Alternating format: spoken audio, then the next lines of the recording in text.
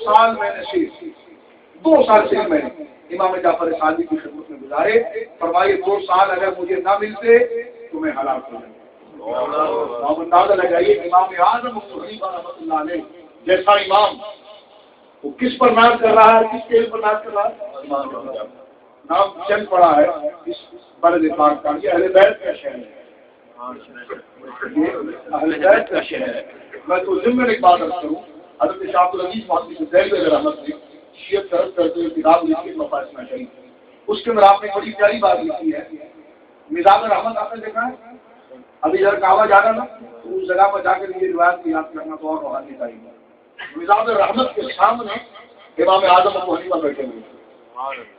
مزاج رحمت جو پرنالا ہے نا, اس کے سامنے امام اعظم ابو حنیفہ رحمۃ اللہ علیہ اسی مکہ اسی کعبہ میں بیٹھے ہوئے تھے, اور آپ کعبے کی زیارت کر رہے تھے اور شاگرد آپ کے قریب بیٹھے ہوئے تھے. تو یہی امام جعفر صادق رضی اللہ تعالیٰ عنہ ہوتا بالکل پیچھے سے تشریف لائے اور تشریف لا کر ایک ستون کے پیچھے کھڑے ہو گئے.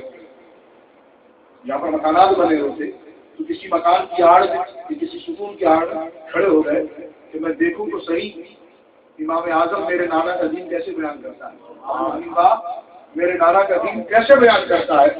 تو اب جب آپ درس دے رہے تھے تو شاگردوں میں شاگرد دیکھ رہے تھے تو آپ کی خوش تھی.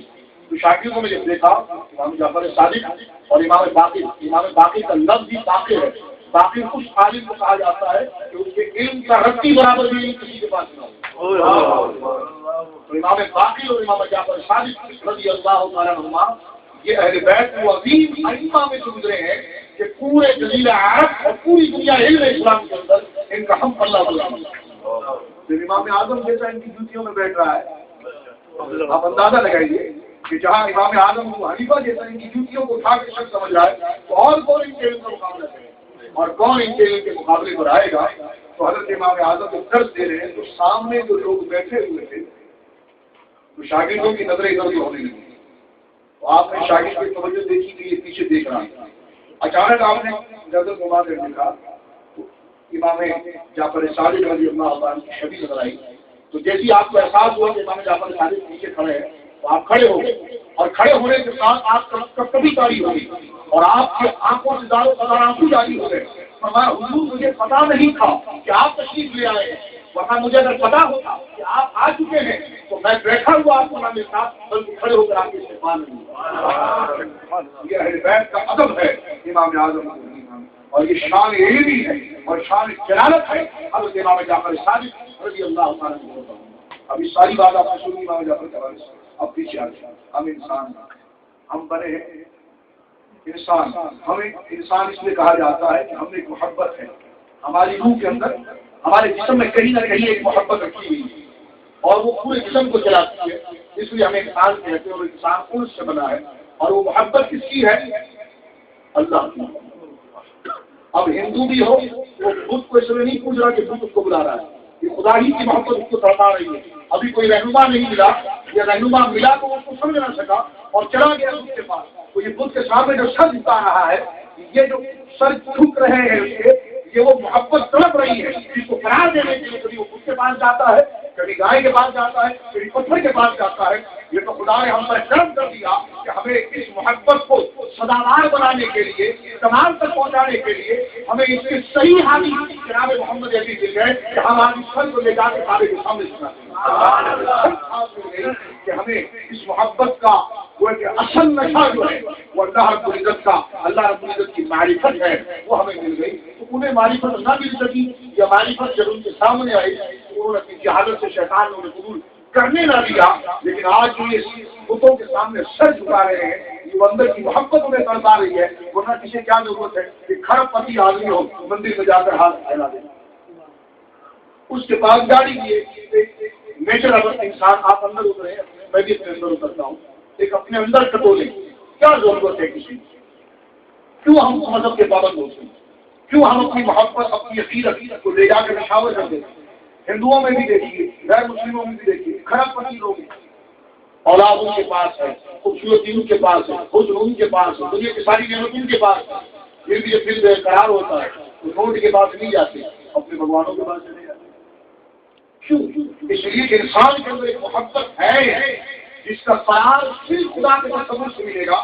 اب جس کو صحیح ہدایت مل گئی وہ اس کی تسلی پائے گا تو وہ بہت زیادہ بن گیا.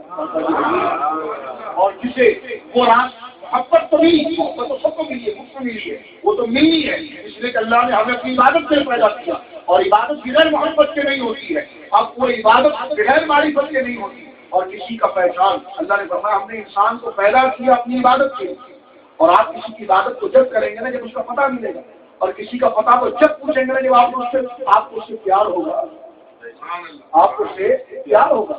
یعنی اللہ نے انسان کو پیدا کیا, اس وقت سے تو دیکھیں آپ, اللہ نے انسان کو پیدا کیا اپنی عبادت کی.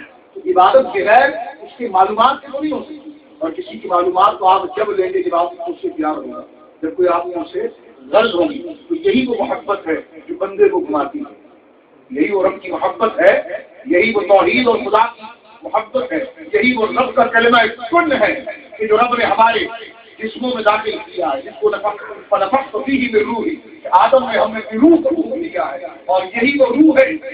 یعنی متشابہات میں سے ہے جس کا معنی اس روح کا نہیں ہے, رب نے جس کو اپنی روح قرار دیا ہے, یہی وہ محبت ہے جو انسان کے اندر داخل ہو گئی ہے, اس لیے انسان ادھر ادھر پھرتا ہے. آپ اپنے آپ پر دیکھیں نا, آپ اپنے آپ پر دیکھیں کہ آپ مال والے بھی, شہرت والے بھی, عزت والے بھی, سب کچھ آپ کے پیچھے ہزاروں نوکر چاکر پھرتے ہیں, لیکن آپ کے جسم میں سب سے عزت والی چیز آپ کی پیشانی ہے.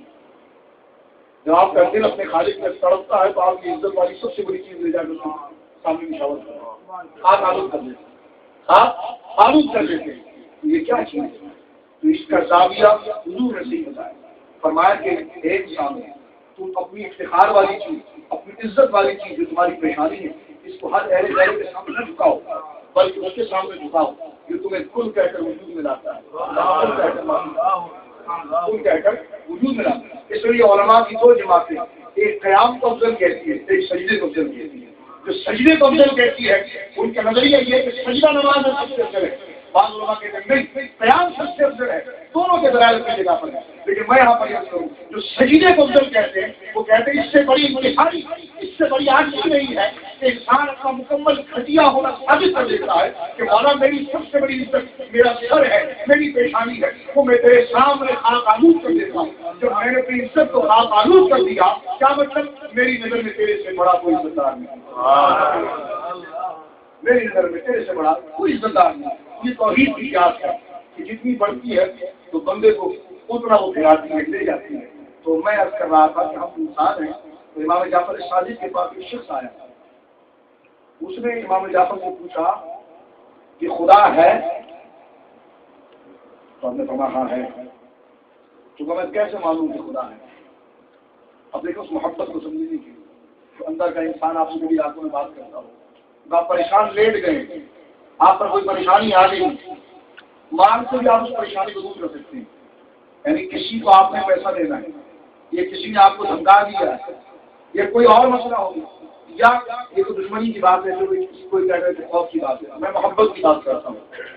بے اولاد شخص کے گھر اولاد ہوگی, اولاد ہو گئی, اس کو کتنی خوشی ہے, لیکن اس کو کھڑا کر کے پوچھو کہ محض خوشی ہے یا دل کسی کو حضور شکر پیش کر رہا ہے, اپنا احساس کو معلوم کرتا ہے.